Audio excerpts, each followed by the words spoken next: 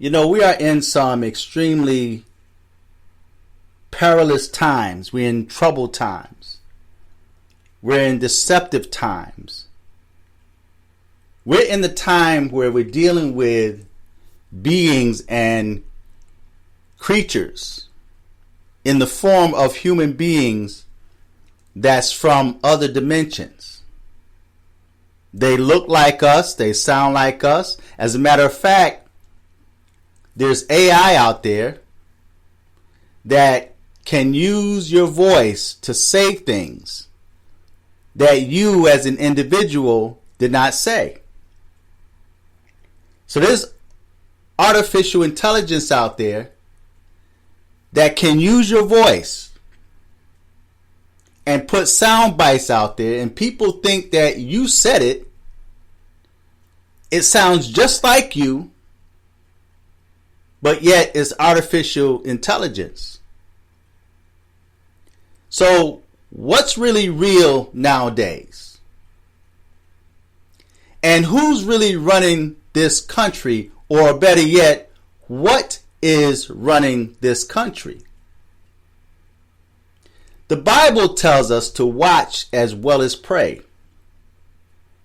See, because we're living in times where even the very elect will be deceived. And there are so many preachers and teachers and so-called prophets and church folks and religious folks that's being deceived without second thought. The Bible tells me how the world is going to be filled with all forms of evil spirits and creeping things. We're living in those times. I had a discussion with a young person that it was just to confirm. I mean, he had an ideal and he was doing his investigation, and his mom's kept, denying it. And he wanted to know if she was a lesbian, because she's got a girlfriend and she denied it. And she was saying that this girl was just her friend, and now she's living with this girl. And now he has to deal with the embarrassment, because now his friends are teasing him about how manly she looks. So he's embarrassed, but yet she keeps reminding him, I'm your mother. I'm going to always be your mother. It was a very hard choice and decision that I made. A lot of people were hurt and disappointed by it, but yet these are the choice and decisions that I make. I'm going to always be your mom's. But I want you to come and live with us, because her girlfriend doesn't have children. And her girlfriend views him as her son. But he don't accept that lifestyle. He loves his mother. He wants a relationship with his moms. But it comes with a price. And the price is this female always being with his moms. Even when it's supposed to be time between him and his mother, that female is there. And this is a young man. This is not an adult. So now he's troubled by that, to the point where even in school his grades are not well. This young man is stressed out. He's depressed. And he's being told by his mother that people make changes in life. You have to learn to accept the changes that people make. I'm still your mother. But what she don't understand is that it may be her lifestyle, those may be her friends, but it's not his lifestyle, and it's not his friends, and he don't feel comfortable around them, and he don't accept them. But it's almost like this is a team of vampires, because keep in mind, this mother really had no interest in her son until after she's in a relationship with this female. So now she's talking about how I'm your mother and I want you to be with us. So she wants to incorporate her son into their lifestyles, and he's not having it. But in these times, you have to know who you are. And once you fully understand who you are, it's important for you to remain true to yourself.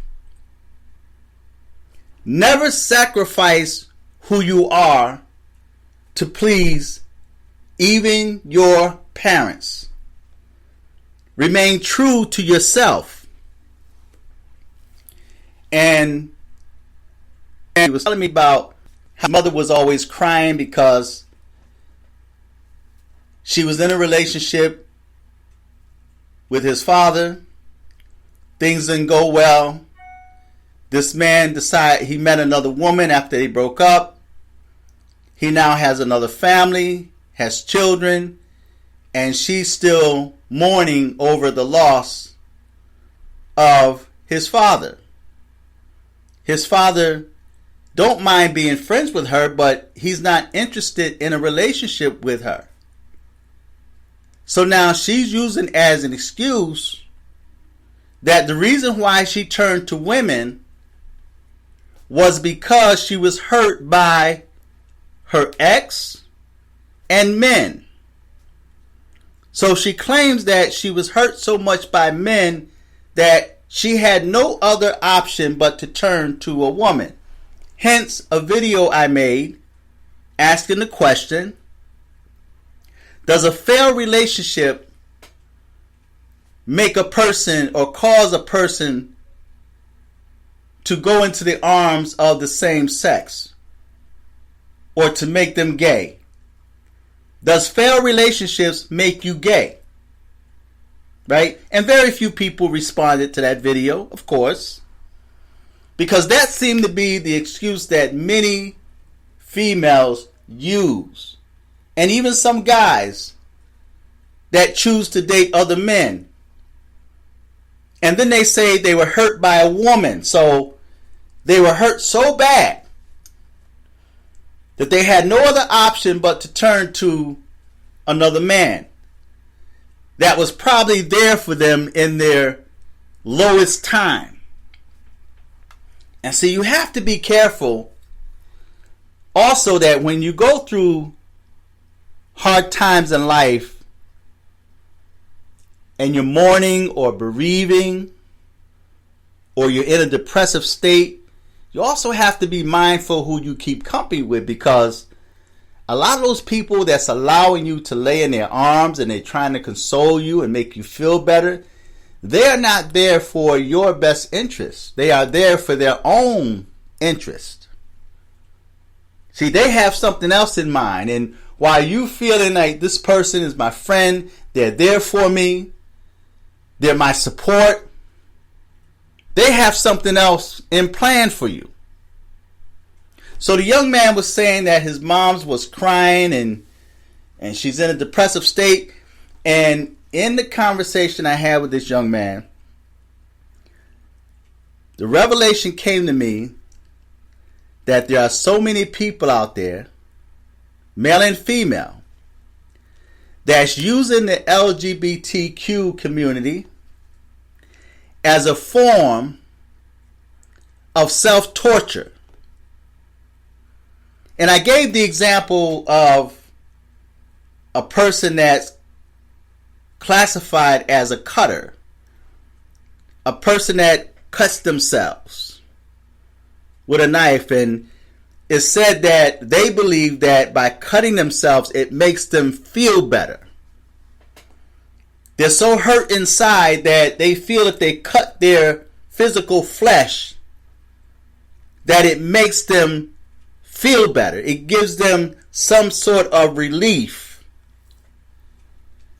But in many cases, they're under demonic influence. And that's how you have so many people in this day and time that's using homosexuality and lesbianism as a form of self-torture.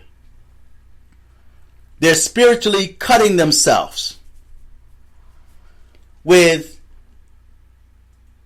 a damnable lifestyle. And keep in mind, I'm not attacking the individual, but the acts. So I read a scripture to this young man, and this is the scripture that I gave him because I told him that your mother, I don't think your mother really wants to be gay. And this is where the revelation came in at. Your mother really don't want to be gay. She's hurt. She's hurting inside. And then the scripture came to me that's taken from the book of Mark, the 5th chapter, reading the 1st to the 20th verse. And I'm going to read that for you. And I want you to listen to what this person is going through. And this is a spiritual battle that's manifested in the flesh. See, what this young man in the scripture is going through, the outward expression is what the scripture says he was doing. You know, we're seeing this in the flesh. We're seeing this in real life. In this day and time, he would be medicated. They would say he's got mental issues or something to that effect. But this young man was dealing with a spiritual issue to the point where, in the end, the pigs acted out what his behavior would have been had not Jesus or Yeshua intervened. The scripture reads, "And they came over unto the other side of the sea, into the country of the Gadarenes. And when he was come out of the ship, immediately there met him out of the tombs," in other words, out of the grave, "a man with an unclean spirit." In this day and time, they will say he's got mental issues. And not everyone that acts out have a mental issue. They have a spiritual problem. It says, "who had his dwelling among the tombs, and no man could bind him, no, not with chains." So this young man was so wild and out of control that they tried to subdue him. They tried to bind him with chains and fetters. But the demons within this man were so strong and powerful that they gave this man extraordinary strength, inhumane strength, to the point where he was able to break loose of these chains and fetter. They gave him supernatural strength. It says, because that he had been oftentimes bound with fetters and chains, and the chains had been plucked asunder by him, and the fetters broken in pieces. Neither could any man tame him. In other words, they could not tame or control this person. The 5th verse says, "And always, night and day, he was in the mountains and in the tomb." In other words, he was in the graveyard, crying and cutting himself with stone. self-inflicted cuts. This man was hurting inside.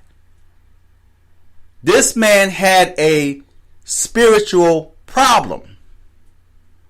He was crying. He was in a depressive state, and he was harming himself with stone. In the 6th verse it says, because when he saw Jesus afar off, he ran and worshipped him. He knew who Jesus was and what he represented. And even in his tormented state, he still gave respect to the man of God. But in this day and time, we're dealing with demons, the enemies of God, that show no respect to the Most High. The 7th verse says, and cried with a loud voice and said, what have I to do with thee, Jesus, thou Son of the Most High? I adjure thee, in other words, I beg thee by God, that thou torment me not. For he said unto him, come out of the man, thou unclean spirit. See, so Jesus did not speak to the individual, the flesh. He spoke to the spirit, the unclean spirits that was controlling him. He spoke to the source of this man's problem and commanded that these unclean spirits come out of him. Now, it's interesting. It says, come out of the man, thou unclean spirit. So he's thinking that this man is controlled by one entity. He's controlled by one entity. This is what Yeshua thinks. The 9th verse says, and he asked him, what is thy name? See, he's speaking to the demon, not the man. And a lot of people nowadays, when you speak in this wise on this topic, people think you're attacking the human beings, but in reality, we're attacking the spirit that's controlling the individuals. And he asked him, what is thy name? And the spirit, and he answered, saying, my name is Legion, for we are many. And he besought him much. In other words, the demons besought him much that he would not send them away out of the country. Now there was near unto the mountains a great herd of swine feeding. So there was some pigs feeding next to the mountains. The 12th verse says, and all the devils besought him, saying, send us into the swine, that we may enter into them. Now, it's interesting how Yeshua intervened and kept this man from doing the unpardonable thing of taking his own life. Because this man was in a state of being where he could have at any time have taken his own life. But before he got to that point, Yeshua came on the scene. And I'm going to show you how this would have occurred.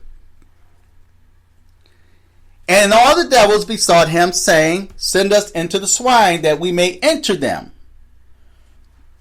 And forthwith Jesus gave them leave. In other words, he gave them permission.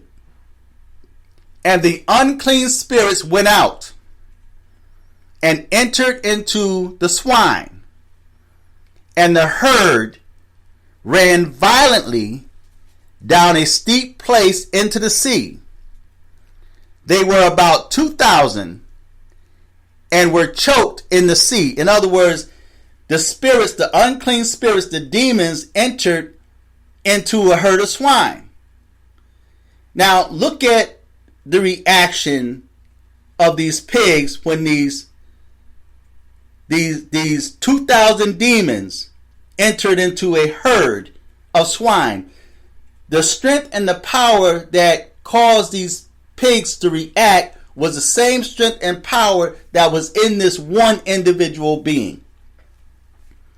Drove the man crazy. He was crying and cutting himself with stone.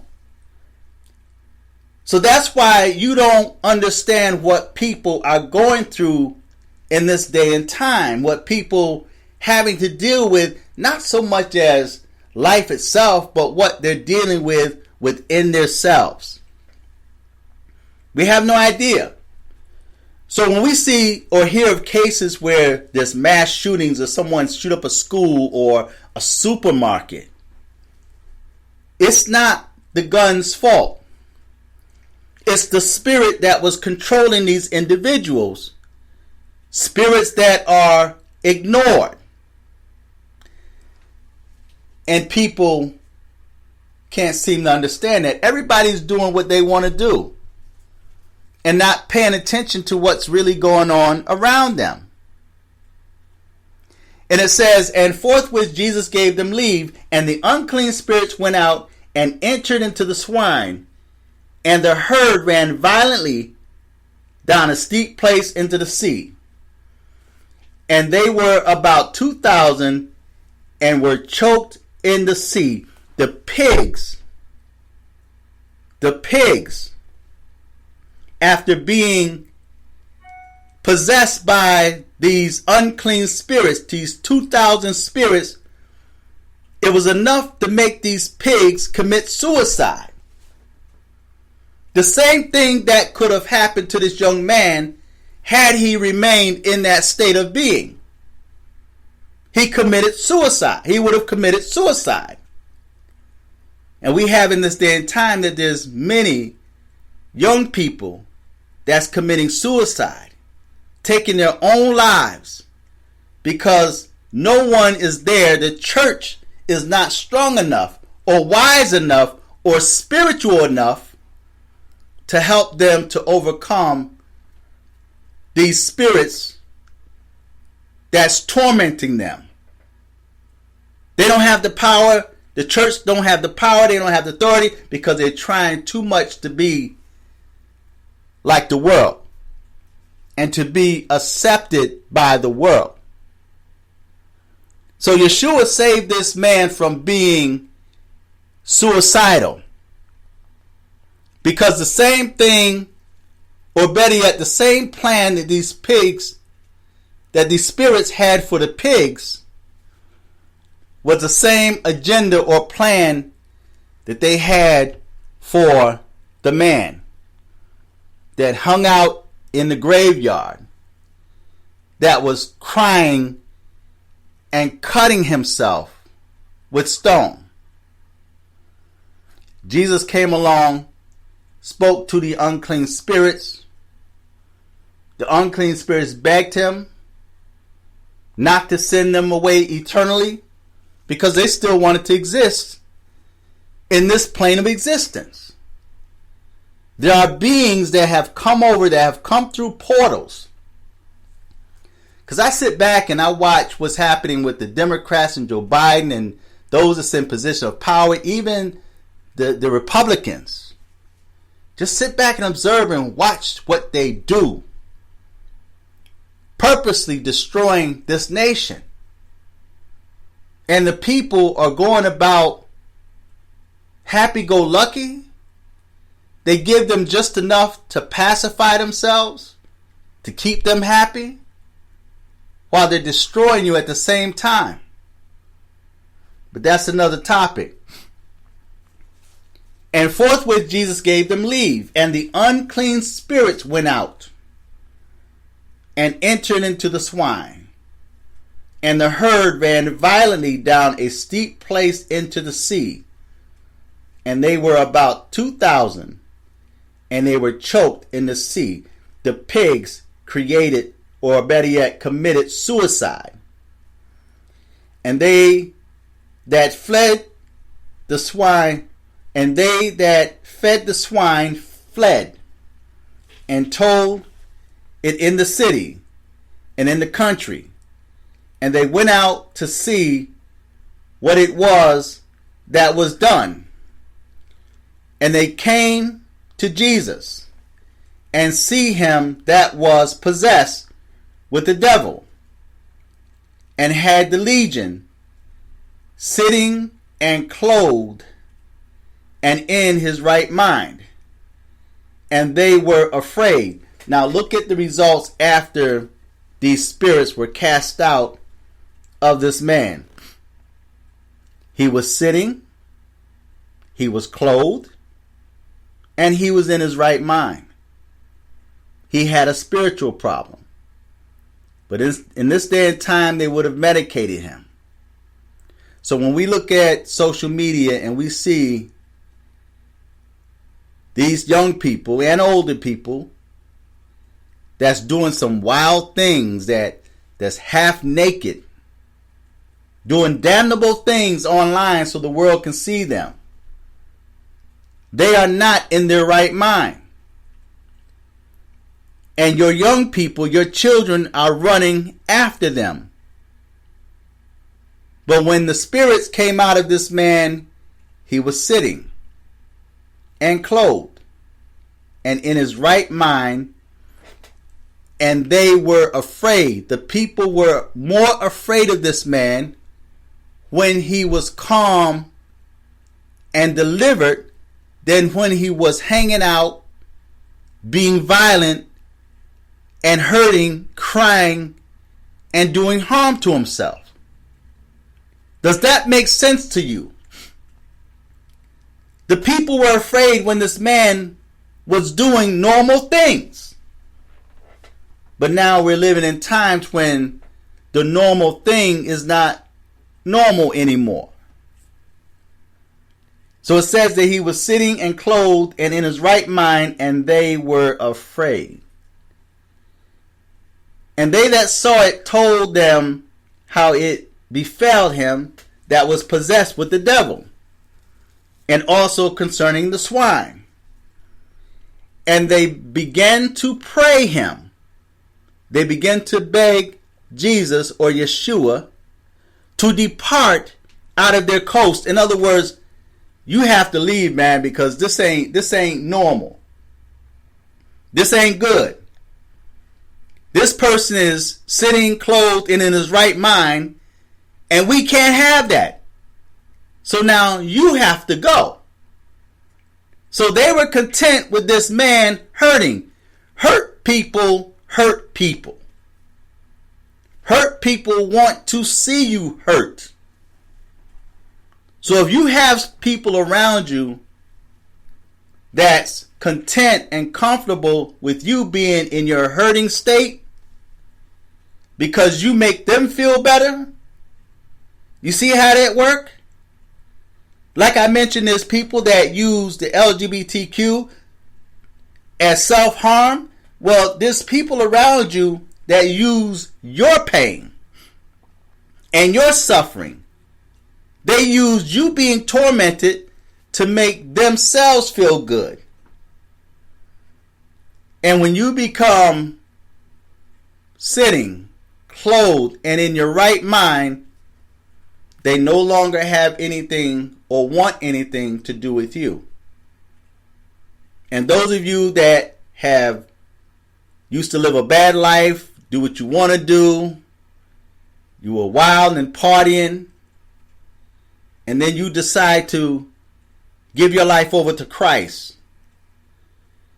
And then you come back to your old friends and they see that you're sitting and clothed and in your right mind. They no longer have conversation for you. They no longer want to be around you. They don't want to be in your company because now they become afraid. They become uncomfortable because you've been delivered. They can no longer fester and feed upon your hurt and your pain. The same thing applies here. They were afraid, and they begged him to depart out of their coast. The 18th verse says, and when he was come into the ship, he that had been possessed by the devil prayed him that he might be with him. This man wanted to go with him. Howbeit, Jesus suffered him not. In other words, he didn't allow him. But saith unto him, Go home to thy friends, and tell them how great things the Lord has done for thee, and has had compassion on thee. And he departed and began to publish in the Decapolis how great things Jesus had done for him, and all men did marvel.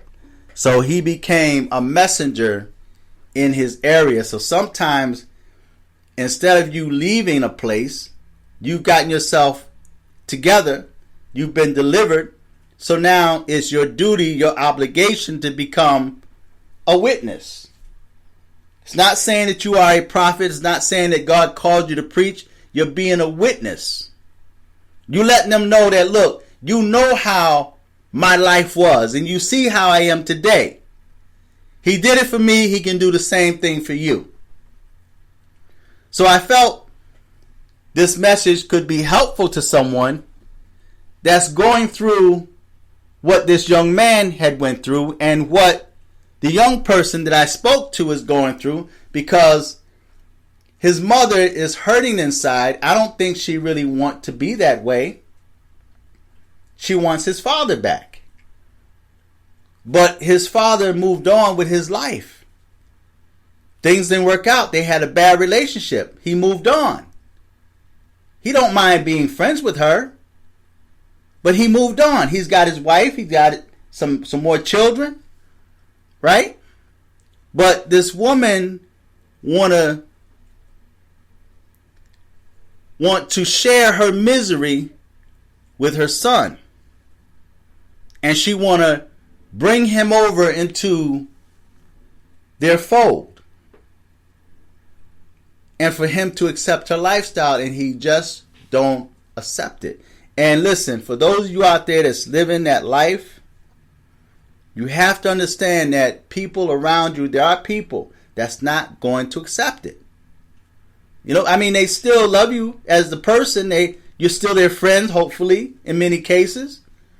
There's family that will depart from you. But you have to understand that everybody don't share your values. Just like people don't share my values. There's people that may hear this message and disagree, but that's okay. But they're my values.